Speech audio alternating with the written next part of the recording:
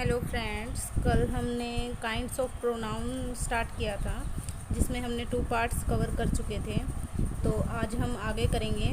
तो एक बार जो 2 पार्ट्स हमने किए थे एक बार और फिर देख लेते हैं। मैंने आपको ये टेबल बताई थी कि first person, second person, third person और फिर ये इसका possessive adjective case, possessive pronoun और ऑब्जेक्टिव केस में क्या क्या आता है। आई का my, mine, me, we, our, ours, us, ऐसे ही मैंने आपको सारा बताया था। फिर मैंने बताया था कि पॉजेसिव एडजेक्टिव कैसे पता चलेगा और पॉजेसिव प्रोनाउन का कैसे पता चलेगा, कौन सा वर्ड पॉजेसिव एडजेक्टिव है और कौन सा वर्ड पॉजेसिव प्रोनाउन है। ओके, फिर हमने किया था रिफ्लेक्सिव प्रोनाउन। रिफ्लेक्सिव प्रोनाउन में हमने देखा था कि my self, over self, your self ये यूज़ होता है और इसमें क्या होता है कि करने वाले का प्रभाव उसी पर पड़ता है। जो कोई करता है उसका प्रभाव किस पे पड़ता है, उसी पे, सेल्फ पे पड़ता है। इसीलिए इसमें सेल्फ और सेल्व्स का यूज़ होता है। सेल्व्स होता है प्लूरल के साथ और सेल्फ का यूज़ होता है सिंगुलर्स के साथ। आज हम अपना थर्ड स्टार्ट करेंगे, एम्फाटिक प्रोनाउन। एम्फाटिक निश्चित वाचक। निश्चित मतलब एम्फाटिक से पता चल रहा है कि निश्चित तौर पर, क्या, निश्चित तौर पर। अब इसका रिलेशन आप देखेंगे कि ये थर्ड वाला जो प्रोनाउन है ना, इसका कुछ रिलेशन रिफ्लेक्सिव से है। और हमें क्या समझना है, हमें ये समझते हुए चलना है कि रिफ्लेक्सिव और एम्फाटिक में क्या अंतर है, कैसे ये रिफ्लेक्सिव कहलाता है और कैसे ये एम्फाटिक कहलाता है। कंफ्यूज होने की बिल्कुल भी ज़रूरत नहीं है। ध्यान से देखोगे और समझोगे तो ज़रूर आ जाएगा। Emphatic pronoun are pronouns used for the sake of emphasise. Emphasise होता है जोर देना, एम्फेसाइज होता है जोर देना ऑन नाउन एंड प्रोनाउन। जो प्रोनाउन वर्ड जोर दे, दबाव दे, किसके ऊपर, नाउन और प्रोनाउन के ऊपर। जब रिफ्लेक्सिव प्रोनाउन, इसमें हमें नोट जरूर याद रखना है क्योंकि हमें क्या करना है कि जो सेकंड जो काइंड्स पढ़ा था वो और उसका हमें अंतर पता लगाना है कि कैसे कैसे इसमें क्या क्या डिफरेंस है। तो इसलिए हमें नोट को ज़रूर ध्यान में रखते हुए चलना है। जब रिफ्लेक्सिव प्रोनाउन नाउन या प्रोनाउन पर जोर देने के लिए प्रयोग किया जाए। अब देखो, है तो रिफ्लेक्सिव प्रोनाउन पर क्या कह रहा है कि जोर देने के लिए, दबाव देने के लिए प्रयोग किया जाए, तब ऐसा प्रोनाउन क्या बन जाता है, एम्फाटिक प्रोनाउन बन जाता है। एम्फाटिक प्रोनाउन कहलाता है। एम्फाटिक प्रोनाउन का प्रयोग नाउन या प्रोनाउन के बाद जोरदार बनाने के लिए किया जाता है। अभी मैंने आपको बताया कि दबाव देने के लिए। रिफ्लेक्सिव प्रोनाउन की तरह यह भी वर्ब का ऑब्जेक्ट नहीं होता, प्रेपोजिशन का ऑब्जेक्ट भले ही हो। मतलब इस बात को आप समझेंगे कि जो रिफ्लेक्सिव प्रोनाउन है उसमें क्या था, जो रिफ्लेक्सिव प्रोनाउन था वो क्या था, वर्ब का ऑब्जेक्ट बनता था ना। देखो यहाँ पे रिफ्लेक्सिव प्रोनाउन का क्या था कि वर्ब का ऑब्जेक्ट बन जाता था, वो वर्ब का ऑब्जेक्ट हो जाता था।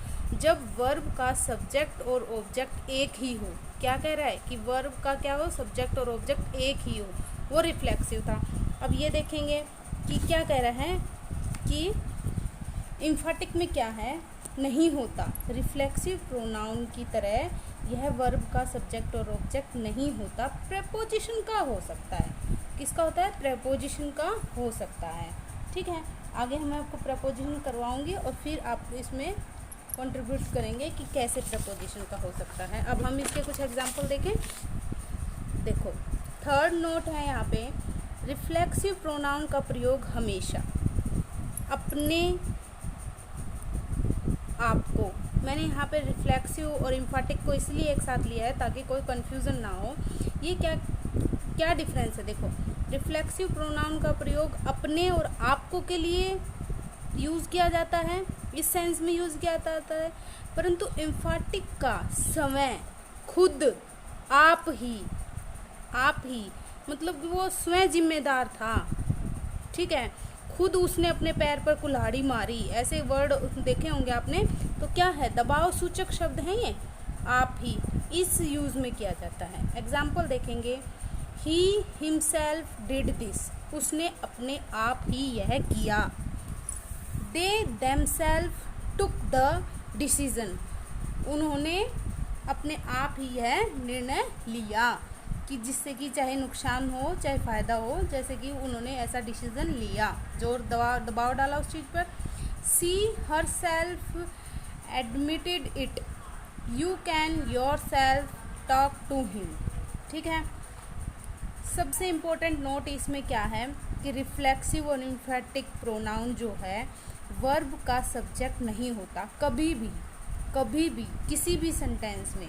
अब देखो, हम देखेंगे कि देखो ये वर्ड रिफ्लेक्सिव भी था, है ना। अब आप यहाँ पे कंफ्यूज हो सकते हो, इसलिए मैं आपको अच्छे से समझा दूँ कि यही वर्ड हमने रिफ्लेक्सिव में पढ़े थे और यही हम एम्फैटिक में पढ़ रहे हैं। तो ये कैसे एक दूसरे से अलग है? एम्फैटिक में क्या होता है? दबाव सूचक। क्या होता है? दबाव सूचक शब्द होते हैं ये। ठीक है, और ये क्या होते हैं? वर्ब का ऑब्जेक्ट नहीं होता। ये किसका हो सकता है? प्रेपोजिशन का हो सकता है। ठीक है, इसीलिए माई सेल्फ आगे नहीं आएगा। और हमने क्या किया कि ये क्या नहीं हो सकते? किसी वर्ब का सब्जेक्ट नहीं हो सकता, यानी ये आगे नहीं आ सकते। मतलब ये वाला सेंटेंस एक्यूरेट रॉन्ग है और ये राइट है और ये राइट है।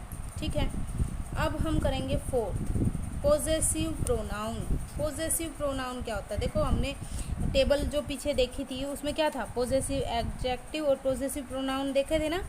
तो वो जो पोजेसिव प्रोनाउन वाली लाइन है उन वर्ड का यहाँ यूज़ होगा। देखो दिखाती हूँ, ये possessive pronoun mine, ours, yours, his, hers and theirs, ये होते हैं पोजेसिव। हमने देखा कि कौन कौन से वर्ड पोजेसिव प्रोनाउन में आते हैं। ठीक है, the pronoun which is use to denote possession, जो प्रोनाउन पोजेशन दिखाए। Our ownship, ownership is called possessive pronoun, जो अपनी खुद की पोजेशन दिखाए वो पोजेसिव प्रोनाउन होता है। Which word is use in it, कौन से वर्ड इसमें यूज़ होते हैं? मैंने आपको अभी टेबल में दिखाया था, mine, our, yours, hers, his and their possessive pronoun होते हैं। एग्जाम्पल लेते हैं, this table is mine, these chair are ours, this pen is hers. देखो ये क्या हुआ? पोजेसिव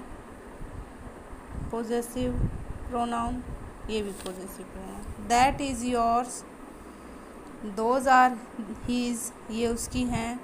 दोज आर देयर्स, वे उसकी है। वो खुद की, मतलब उनकी खुद की ओन पोजीशन दिखाए, ओनशिप दिखाए कि ये चीज़ उसकी है। दिस टेबल इज़ माइन, ये टेबल मेरी है। दिस चेयर इज़ ओवर्स, ये कुर्सियाँ हमारी है। मतलब अपने अधिकार दिखाए। ठीक है, वो क्या होते हैं? पोजेसिव प्रोनाउन होते हैं। देखो इसमें भी नोट देखो आप थोड़ा, हिज, देखो हिज जो वर्ड था वो पोजेसिव प्रोनाउन में भी था और पोजेसिव एडजेक्टिव में भी था। अब ये कैसे पता चले कि हिज जो है पोजेसिव प्रोनाउन है या पोजेसिव एडजेक्टिव है? देखो, दैट इज़ हिज पेन, जब नाउन इसके साथ हो तो ये क्या है? Possessive adjective. ठीक है, नाउन इसके साथ है तो ये क्या बना? Possessive adjective. और दैट पेन इज़ हिज, अब इसके साथ कोई भी वो नहीं है, नाउन नहीं है साथ में लगा हुआ, तो ये क्या है? Possessive pronoun. ठीक है, तो ये क्या है? Possessive pronoun. आगे देखेंगे, इट्स हमेशा पोजेसिव एडजेक्टिव ही रहता है। जो इट्स वर्ड है वो हमेशा क्या रहता है? पोजेसिव एडजेक्टिव ही रहता है, वो पोजेसिव प्रोनाउन कभी नहीं होता। ठीक है, टेबल के अंदर है एक जगह कट लगा रखा है, आप उस टेबल को फिर से देखना कि कैसे वो टेबल में पोजेसिव एडजेक्टिव में ही रहता है। देखो, the dog is going to its kennel, dog कहाँ गया? अपनी कैनल में, जहाँ कुत्ते रहते हैं उस जगह को क्या बोलते हैं? कैनल। ठीक है, इट्स क्या हुआ? Possessive adjective. Each region has its own custom. हर एक क्षेत्र का अपनी क्या होती है, प्रथा होती है खुद की। कस्टम्स मतलब प्रथा।